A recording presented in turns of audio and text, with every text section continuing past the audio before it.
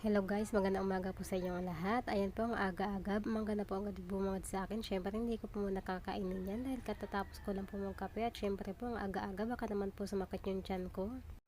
At tulad ng ginagawa ko po ting umaga bago po ako magsimula sa mga gawain, nanggagala-gala po muna ulit ako.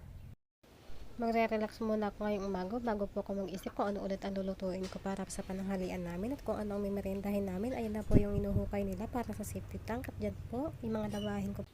Bago ko po simulan ang aking labahin, unahin ko po muna yung aking hugasan. Pasensya na po sa kalabahan dahil wala pa po kami masyadong patungan. At ultimo po sa mga hugasin namin, wala pa din pong patungan. Sinadya ko na po hindi ang paggawa ng lababo dahil po madodoble yung pagod nila dahil gagawa din naman po sila ng bahay, konting tiyaga lang po. Pagkatapos ko po maglinis at maghugas, nagluto na ako ng merienda. Yung mga tira-tira namin kagabi, pinasahog ko na. At pagkatapos po magluto ng merienda, nagluto naman po ko ng pananghalian namin, sarsyado. Nagprito na po ako. Ayan po, tignan nyo po yung paligid namin.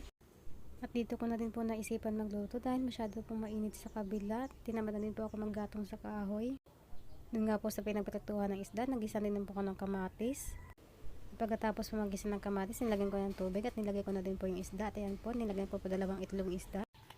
At pagkatapos nga po ng mananghalian, nakatulog ako. At ayan po, pagising po ng hapon, nanguha po kami talos kamote dahil po ipapadala ko po yung sa nanay ko.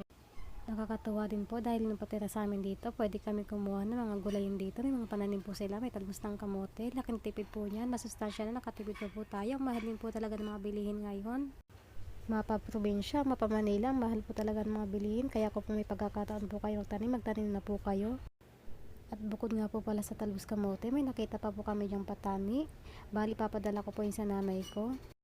Para hindi na po siya bibili, bukod sa nakatipid na, masariwa pa po mga gulay. Hindi po katulad pag bibili tayo, iba halos mabulok na.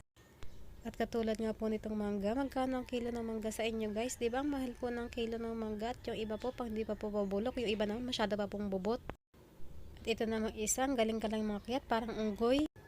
Ako po kasi guys, takot akong mangakyat, lalo pag ganyan mahangit, sobrang tataas po ng puno, kahit nga mababa, takot ako makyat eh.